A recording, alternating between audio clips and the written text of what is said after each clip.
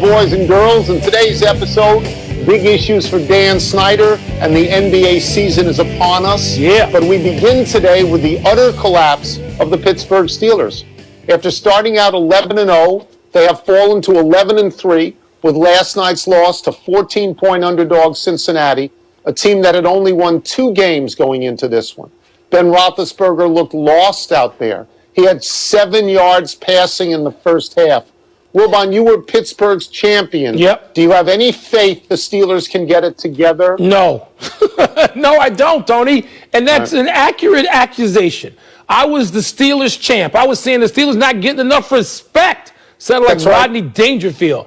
And Tony, they can't protect Big Ben, really. He can't locate passers and get the ball downfield. When he does, receivers are dropping the ball all over the place. Defensively, they can't even find the ball carrier, as evidenced by the Cincinnati quarterback running 23 yards with that touchdown last night. They look pathetic in all ways. And the only thing I think they got going for them, which gives me a little bit of faith, is that Mike Tomlin, he steps out there and he accepts this. He owns it and says, we stink. Yeah. We got to get better in all the following ways. We're going to go to work. That's all we can do is go to work. And so I like that about Mike Tomlin. I know how much you love Tomlin. But, Tone, how can you have faith right now? You can't unless you're just some Steeler loyalist. It's an odd circumstance. Ben Roethlisberger, the last couple of games, looks like a shot fighter. He looks like, we're in round 6 and suddenly he has absolutely nothing. He and Cam Newton this year look like they fell off the table. He can't go deep with the ball. He's inaccurate, as you say. They have no run game whatsoever. So a defense just lays back and waits for him to try to throw. You ask yourself, I ask myself, how did they get to 11-0? How did they beat, and I believe they beat Tennessee and Baltimore in succession. They were a really good team, and now they look terrible, like they forgot how to play. Well, don't you feel that way? Yes, I do. They did have some health issues, and look, coaches have always, come on, you and I covered a lot of sports over the last 100 years between us, and coaches talk about sometimes when you win, Joe Gibbs used to say this to us all the time, sometimes you win and it covers up what you're backsliding with, right? Yeah, and you don't really pay as much attention as you should in those weeks. Tony, how about this? How about 2nd and 1 and 3rd and 1, the Steelers can't get a yard? And then on 3rd and short, they can't stop Cincinnati, which is dreadful going into last night's game. So if they had lost another game to a real team, a playoff-bound team, you could make some excuses, but they got kicked by a dog. Yeah, Buffalo is the one loss that you could say Buffalo's a really good team. At the beginning of the year, Mike, I thought Chase Claypool was going to be Rookie of the Year. I thought him and Juju Smith-Schuster, whatever. Yeah, Smith-Schuster, that they were unstoppable, but everybody's got film, and they are stoppable. Their next 2 games are hard, Mike. Yeah. They got the Colts and the Browns. These are 10-win teams. I don't want to overreact. You always say don't overreact, but I think they should be desperate to win one of those games. And I'll tell you what I woke up thinking this morning, that if you're looking for a landing spot for Carson Wentz, it could be Pittsburgh. He could keep Pennsylvania. He could keep it. He could keep it. Go from Eastern to Western Pennsylvania. All right, enough about this. It's a ball night, Tony, the first one. The NBA tips off its new season in about 85 minutes. In the early game, Steph Curry and the Clayless Warriors travel to Brooklyn to take on their old teammate Kevin Durant and the new look, formerly Mr. Tony Nets. In the later matchup, LeBron and the defending champion Lakers host the rival Clippers under their new coach, Ty Lue. Tone, which of these 4 teams playing tonight is the most compelling to you? This is such an obvious answer. The only possibility other than Brooklyn is the answer. The only possibility would have been if Klay Thompson was healthy, and you would say, okay, now you can see the Warriors as they need to be. Right. But the answer is Brooklyn, and for a variety of reasons. We don't have to listen to Kyrie Irving's blathering, but now we have to watch him spread incense around the court. I knew you were going to get to that. Game. But there's one question, and it is, how healthy is Kevin Durant? He has not played in so long. That may be the most important question, not just for that team, but in the entire NBA. And that's why, because of Kevin Durant's return to the court, that's why the answer is Brooklyn. You can't possibly disagree on this. You know I don't, because I've called you during multiple preseason games and said to you, Tony, I'm going to give you, whether you want to listen or not, an update on Kevin Durant. So you and I have been through that. And yes, I'm not going to disagree with you. But I will say this, Tony, I think the Lakers are compelling just because you always say the most important figure since Kobe Bryant in the NBA is LeBron. Sure, okay, it's LeBron. So you can say the Lakers, and I think they're improved. And Tony, I think that Golden State, yes, with Clay, it would be more compelling. Yes. But even without him, to see if they can go back to playing sort of a traditional style with a young 7-foot center who has got obvious talent oozing from him, but maybe not ready to contribute at a meaningful level yet. And yes, you have two holdover future Hall of Famers on that team with Steph and Draymond. So I believe that Golden State is as well. The Clippers in the team, I just go. Whoa. You have Draymond Green in the Hall of Fame? You do? Hell absolutely. Yeah. Draymond Green's going to the Hall of Fame. You are talking with those other teams, and you can include the Clippers. Right. The Clippers and the Lakers are essentially what they were a couple of months ago. They've added stuff at the fringes or lost stuff at the fringes. Okay. But you're talking long term. Short term, the answer is Brooklyn.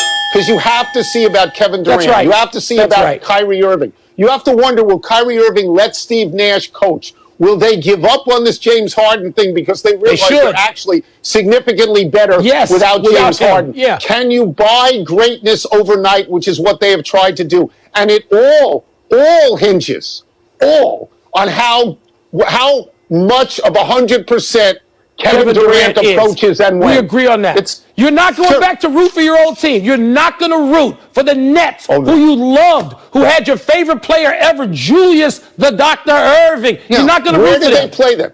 Wait. Where did they play then? They played in Nassau County. Thank you very much. That's minor. That's minuscule.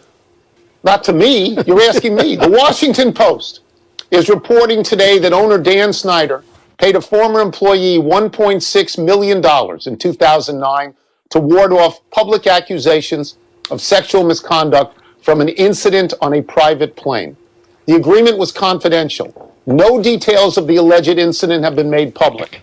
This is the first example of sexual misconduct tied directly to Snyder. Other incidents have been around Snyder, but not at him.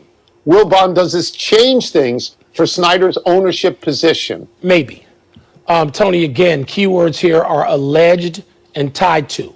And as you said, and you and I have talked about this a million times, having covered the Washington football team all of our adult lives, essentially, at some point, we've talked about how none of these alleged incidents are tied directly to Snyder. That's the phrase. That's what makes a difference. Because that's what makes an investigation, and other owners who were turning up the heat anyway, some of them, that's what makes it more serious.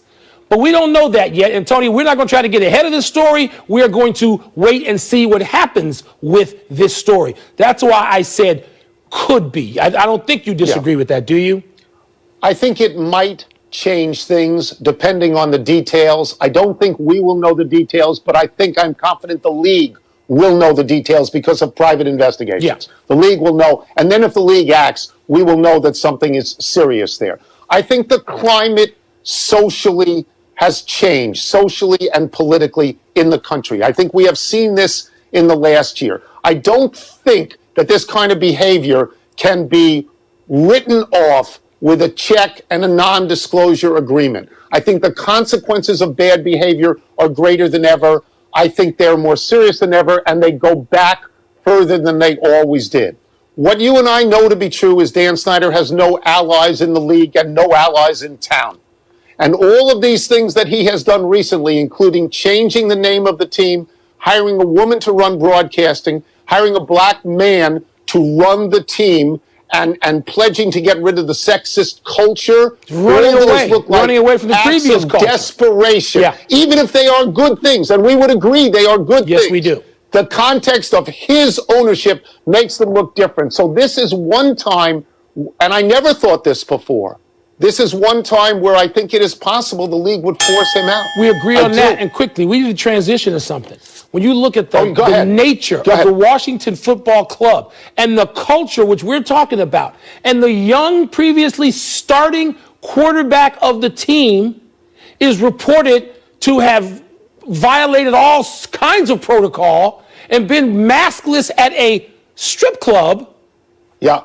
Well, I mean, what does it say about him? He'd already been benched. He'd already not shown up for a game, even though he should have had his butt there in uniform while he was sick, just in case. What is he thinking? I mean, what can? Okay, so it's Sunday night after they lose to Seattle, so he's apparently celebrating the loss in a style that he wanted to celebrate, and he took accountability for it today, and he apologized. Not and the good team enough. said they were not planning on releasing him. You know what? As soon as the season is over, they ought to think about releasing him. They probably will. Because and the apology and the explanation, not good enough. What do you think? You've been studying to be quarterback. What do you think it entails? Not that. All right, let's take a break. But coming up, Alabama has 2 Heisman favorites. Should a wide receiver win it for the first time since 1991? And we spent a lot of time slurping Aaron Rodgers. But do the Titans actually have a better offense? Toss up next. But do they have Aaron Rodgers?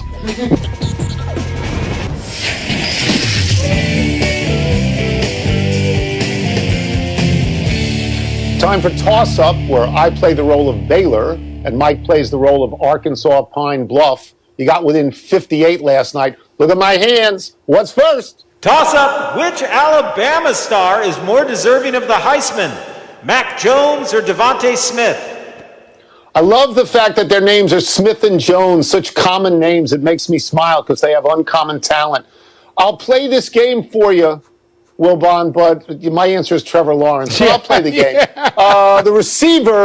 The receiver, if he gets this, and he's got great numbers, he's got 98 catches in 11 games and 1,500 yards and 17 touchdowns. It's crazy for college. If he wins, he'd be the first one since Desmond Howard and the 4th receiver all time. Mac Jones, who actually gets him the ball, has great numbers. He has 32 touchdowns and 4 picks. He leads the country in completion percentage, 76.4, and yards per attempt, and this is wild, per attempt, 11.4. Crazy big numbers. And again, I will take Trevor Lawrence. Thank you. That's good because you came up with all those numbers, and all I did was write down Trevor Lawrence. So, I mean, I'm sorry. Everybody in Alabama's angry. You know, they don't want to hear us having any write-in candidates. They want to hog this all for the Tide. And I understand those players, as you just outlined, are very deserving. Trevor Lawrence. In the straw polls, Smith is leading in all the straw polls. That's my vote. I will just say this. Over the last 3 years, and Joe Burrow had a tremendous year. He did. But Trevor Lawrence over the last 3 years has been the best player in football. 2 of the last 3. Next, don't hear my hands again. Next. Toss up, they play on Sunday. Better offense, the Titans or the Packers? So I just found this out today, and I didn't know this, and it surprised me.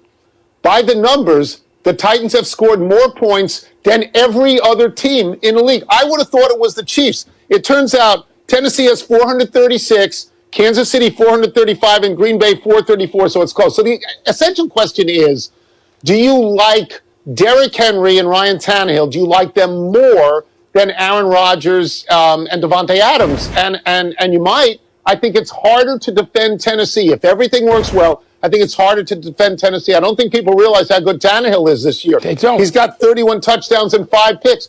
But Rodgers has 40 touchdowns and 4 picks. And if you're asking me which offense could be more spectacular, I would tell you Aaron Rodgers has the capability of 5 or 6 touchdowns in a game. I so think if he's you're my asking answer. what player can be more spectacular, the answer has been like, I don't know, for, 4 of the last 8 seasons has been Aaron Rodgers. So I'm not going to dispute that to you. You know, for a Packer to be my favorite quarterback in the league and one of my favorite quarterbacks of all time, he's got to be spectacular. Aaron Rodgers is that. Yeah. But you ask about the offense. How can Derrick Henry, with his 1,679 yards and a chance at 2,000, how can he not remind you of Jim Brown? Remind you. Oh, he does. In terms of the speed and the power. And A.J. Brown now goes around stiff-arming people, not as good as Derrick Henry. But these guys drop you like they're Mike Tyson in addition to being a football player. And Tannehill, as you say, Tone, I'm going to go with Tennessee. Because, it's thunder and lightning.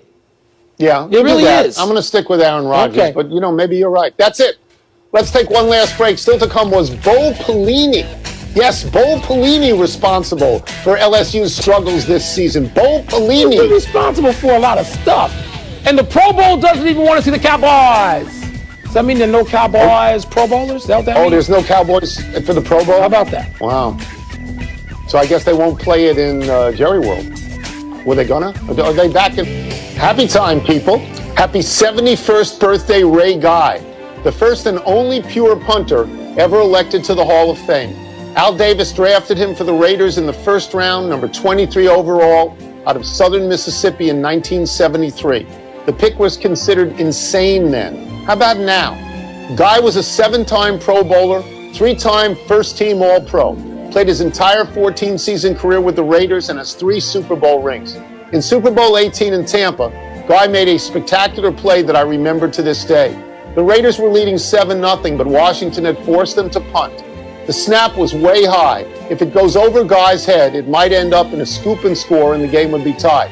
Guy leaped. He would have been over the rim, halfway up the backboard. Snared the ball, brought it down, and punted it, averting disaster. The Raiders went on to win easily, 38-9. It was the most athletic play I ever saw a punter make. Tony, he was as great an athlete, or looked to be that, as anybody on the field at any position when you watched him play. It took him a long time to get to the Hall of Fame, but he got there. No, I agree with you. He really was. Happy anniversary, Roger Craig. On this day, 35 years ago, the 49ers running back became the first player in NFL history to gain 1,000 yards rushing and 1,000 yards receiving in the same season. The only other players to do this ever are Marshall Faulk and Christian McCaffrey. Craig was a 3-time Super Bowl champ, 4-time Pro Bowler, Offensive Player of the Year in 1988, and named to the 1980s All-Decade team. But Craig is not in the Hall of Fame. He has been overshadowed by teammates Joe Montana and Jerry Rice. This past January, Craig was among 20 finalists for 10 spots in the Hall, reserved for players whose career ended at least 25 years ago, but he was passed over. Craig played 8 seasons with the 49ers, then 1 season with the Raiders, then 2 with the Vikings. Craig's teams advanced to the playoffs in each of his 11 seasons in the league. He embodied the double threat of runner and pass receiver out of the backfield. He's the standard where you say of a prospect, he could be Roger Craig. He's the father of the modern running back. Or if you want to give some credit to Bill Walsh, which you should, Bill Walsh was Dr. Frankenstein. Don't tell me that a guy who was on the all-decade team in the 80s, coming after the likes of Walter Payton and Barry Sanders, those kinds of backs, don't tell me that guy doesn't belong in the Hall of Fame. Roger Craig should be in the Hall of Fame. Yeah, I agree with that. A melancholy trails to Kevin Green. The Hall of Fame pass rusher died yesterday at 58. Green stood out on the field because of his long blonde hair and the fierceness with which he rushed the passer. In his 15-year NFL career, Green had 160 sacks, which ranks him 3rd all-time behind Hall of Famers Bruce Smith and Reggie White. Green also forced 23 fumbles and made 5 interceptions from his linebacker position.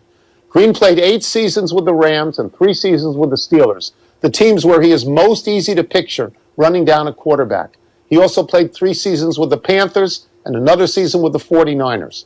He was first-team All-Pro twice and a 5-time Pro Bowler. Green coached for the Packers and Jets after retiring and was inducted into the Hall of Fame in 2016. Yeah, Tony, it seems to be when you just had a snapshot of him visually that he would have the long blonde hair coming out of the helmet. That was late in the career. It was more closely cropped early. But, man, at a time of great pass rushes, you see the company he kept.